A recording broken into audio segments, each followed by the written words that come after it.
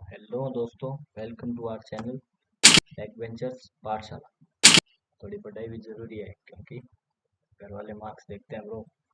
चलो तो आज हम अपने सिविक्स का पॉलिटिकल साइंस का 10th स्टैंडर्ड का पहला चैप्टर स्टार्ट करेंगे। पावर शेयरिंग छोटा सा चैप्टर है, ज़्यादा बड़ा नहीं है, तो टाइम ना ज़ाया करते हुए मैं स्टार्ट करता हूँ। पहले हम इस चैप्टर का थोड़ा सा ओवरव्यू देखते हैं। तो पावर शेयरिंग ओवरव्यू, इस चैप्टर में हम बेसिकली डिस्कस करेंगे कि पावर शेयरिंग के क्या क्या टाइप्स हैं और पावर शेयरिंग क्यों ज़रूरी है। ये दो कंट्रीज़ का एग्जांपल लेंगे, बेल्जियम और श्रीलंका का क्या क्या हुआ वहाँ पे, उन्होंने क्या क्या स्टेप्स लिए वगैरह वगैरह। तो आगे देखते हैं इन चैप्टर्स में क्या है। दो चैप्टर्स हैं पहले।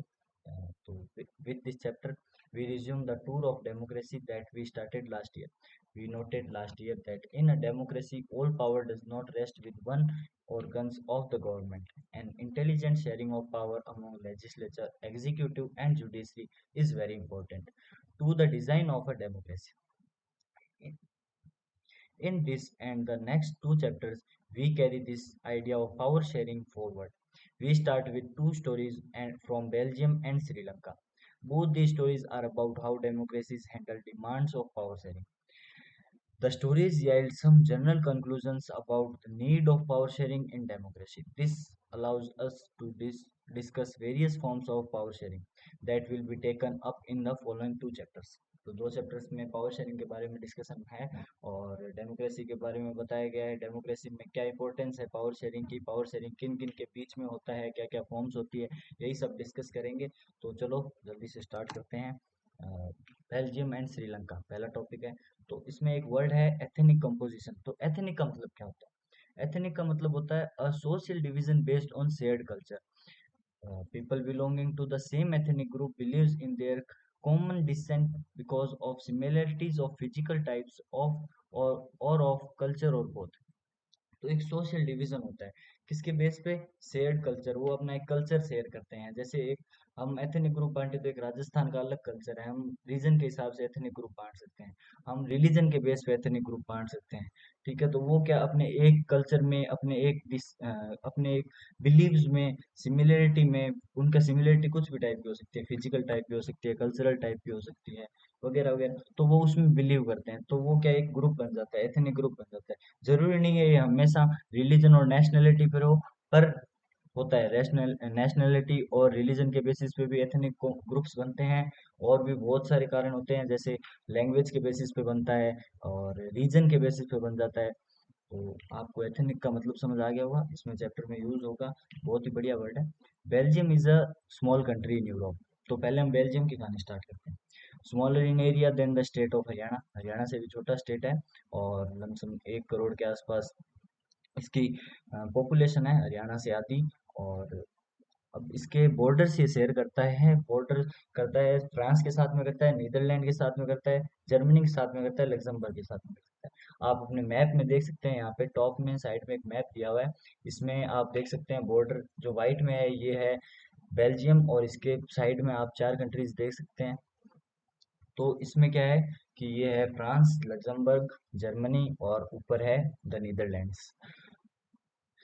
It has border with France, the Netherlands, Germany and Luxembourg. It has population of a little over 1 crore, about the half of Haryana. The ethnic composition of this small country is very complex. यहाँ का जो ethnic composition है वो बहुत ज़्यादा complex है। तो of the country's total population 59% lives in Flemish region and speaks Dutch language. जो इसका फ्लेमिश रीजन है, बेल्जियम का फ्लेमिश रीजन है, उसमें जो 59% है वो है डच स्पीकिंग लैंग्वेज। मतलब वहाँ पे मेजोरिटी है वो डच स्पीकिंग लैंग्वेज है। And another 40% people live in Wallonia region and speaks French. तो ये क्या कंट्री दो हिस्सों में बटी हुई है ऑन द बेसिस ऑफ, बटी हुई थी अभी नहीं है, बटी हुई थी on the basis of region और स्पीकिंग लैंग्वेज स्पीकिंग। तो यहाँ पे क्या जो वेलोनिया रीजन है वहाँ पे लोग फ्रेंच बोलते हैं, और जो 59% of the country Flemish region में जो लोग रहते हैं वहाँ पे लोग डच बोलते हैं। और जो रिमेनिंग 1% बचता है वो लोग है जर्मन स्पीकिंग लोग। इन द कैपिटल सिटी, और इनके सिटी में अलग है, सिटी में इनके 80% people speak French while 20% are Dutch speaking. तो इनके क्या कॉम्पोजिशन में थोड़ा सा यूं है कि बेल्जियम है जो कंट्री है उसमें फ्लेमिश है फ्लेमिश रीजन में रहने वाले लोग, डच स्पीकिंग लोग, वो मेजोरिटी में है। और बेल्जियम में जो फ्रेंच स्पीकिंग है वो माइनॉरिटी में है। बट इनकी बेल्जियम की कैपिटल ब्रुसेल्स में क्या है कि जो डच स्पीकिंग लोग है वो माइनॉरिटी है और फ्रेंच स्पीकिंग लोग है वो मेजोरिटी है। तो ये क्या आप है ना, ये देखो इधर लिखा हुआ है साइड में इंपॉर्टेंट इन्फॉर्मेशन में कि क्या क्या है। तो इसमें कुछ मेन पॉइंट्स है। एक तो इस पैराग्राफ का क्या सार है वो है कि यहाँ पे कॉम्प्लेक्सिटी ऑफ कंपोजिशन बहुत ज़्यादा है बेल्जियम में। और ये बॉर्डर्स किससे शेयर करता है? फ्रांस, नीदरलैंड, जर्मनी, लग्जमबर्ग से। बेल्जियम की कैपिटल ब्रुसेल्स। और कॉम्पोजिशन, अब यहाँ से कॉम्पोजिशन बहुत आसानी से समझो। कॉम्पोजिशन कंट्री में क्या है कि 59% है डच स्पीकिंग का, 40% है फ्रेंच स्पीकिंग का, और 1% है German speaking.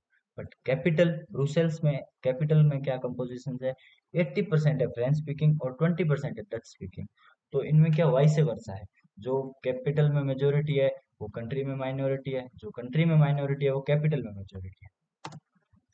The minority French speaking community was relatively rich and powerful. जो फ्रेंच स्पीकिंग लोग हैं वो बढ़िया पैसे वैसे वाले हैं। तो और इससे क्या होता है कि जो डच स्पीकिंग लोग हैं जो कंट्री में मेजोरिटी है, उनमें क्या थोड़ा सा विद्रोह उग्र होता है, थोड़ा विद्रोह जागरूक होता है। क्योंकि उन्हें जो डेवलपमेंट के अधिकार, जो पढ़ाई एजुकेशन के अधिकार है वो थोड़े ज़्यादा लेट मिले उनको। तो उनसे क्या वो थोड़े विरोध होने लगे उनके। So this was resented by the Dutch-speaking community who got the benefit of economic development and education much later. This led to tension between the Dutch-speaking and French-speaking communities during 19 and 1960s. तो 1950s 1960s के चलते क्या हुआ कि इन दोनों communities में tensions बढ़ने लगे।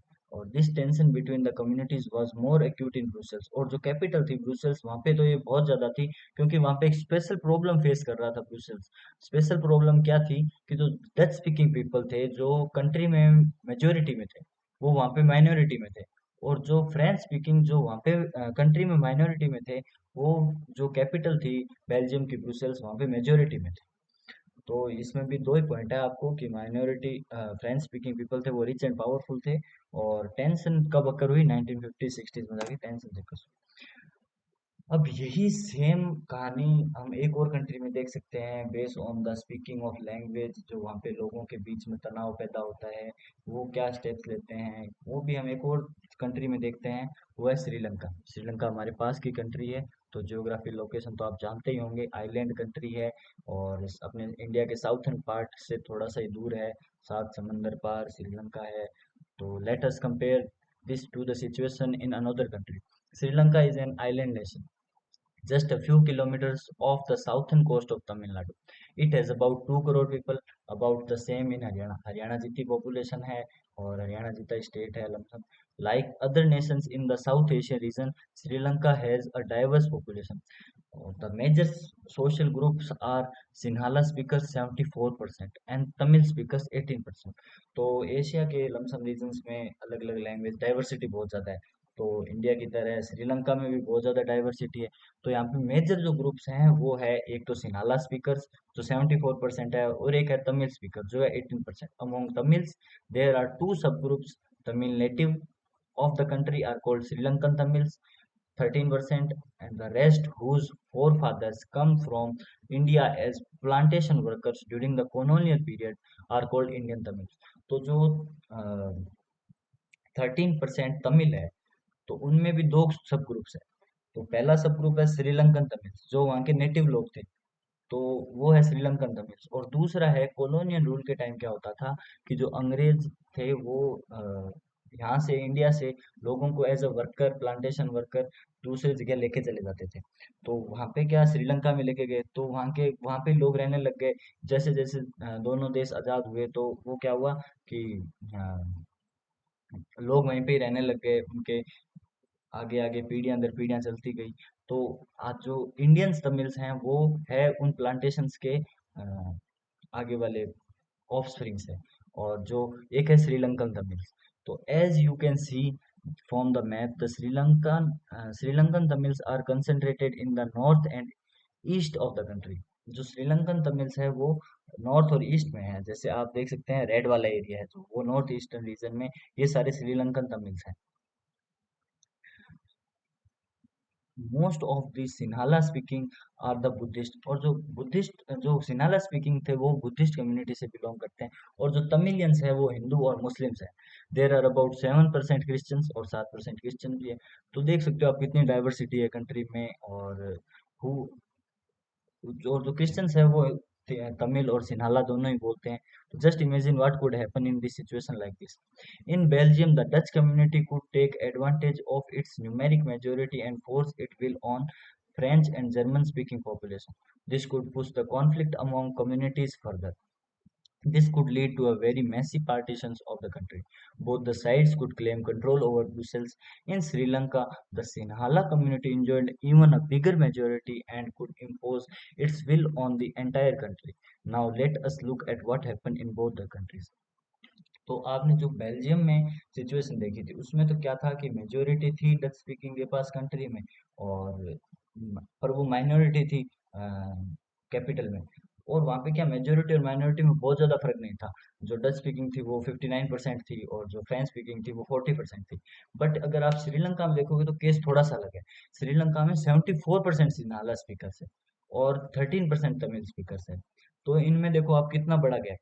तो ये जब क्या होता है कि जो लोग जो मेजोरिटी के लोग होते हैं वो अपना कल्चर अपनी लैंग्वेज जो माइनॉरिटी है उस पर फोर्स करना चाहते हैं, तो वहाँ पे क्या होता है कि लोग कुछ टाइम के लिए तो दबते हैं, थोड़ा दबाव में रहते हैं।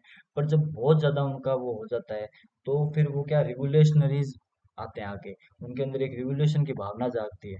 तो फिर वो क्या कि ना कंट्री का लॉ एंड ऑर्डर बिगड़ता है। तो इसलिए बहुत ज़रूरी होता है कि एडमिनिस्ट्रेशन है जो कंट्री का वो टाइम से स्टेप्स ले इन सबको रोकने के लिए, लॉ एंड ऑर्डर मेंटेन करने के लिए, और लॉ पास करे जो आगे फ्यूचर कंट्री के फ्यूचर के लिए अच्छा हो, वहाँ की कम्युनिटीज के लिए अच्छा हो, सबको इक्वल राइट्स मिले।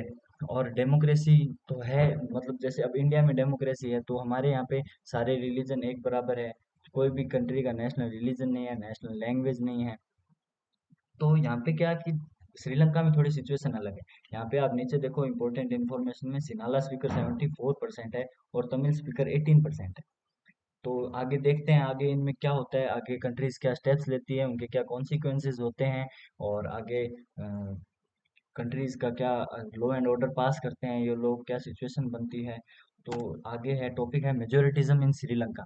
तो ये हम नेक्स्ट वीडियो में डिस्कस करेंगे। तब तक आप इसकी रीडिंग करो, ये पीछे वाले नोट्स भी आप रिवाइज करो। इसमें क्या है कि आपको वैसे मैं बैक बेंचर्स के लिए तैयार की है पीपीटी, तो आपको ज़्यादा पढ़ना है नहीं। जो आपको इम्पोर्टेंट इंफॉर्मेशन के नीचे पॉइंट लिखे हुए हैं आप बस वो रिवाइज करो, एग्जाम टाइम में पढ़ के जाओ, और एक बार ये वीडियो देख लो, बहुत है आपके लिए, आपको चैप्टर पूरा समझ आएगा इससे।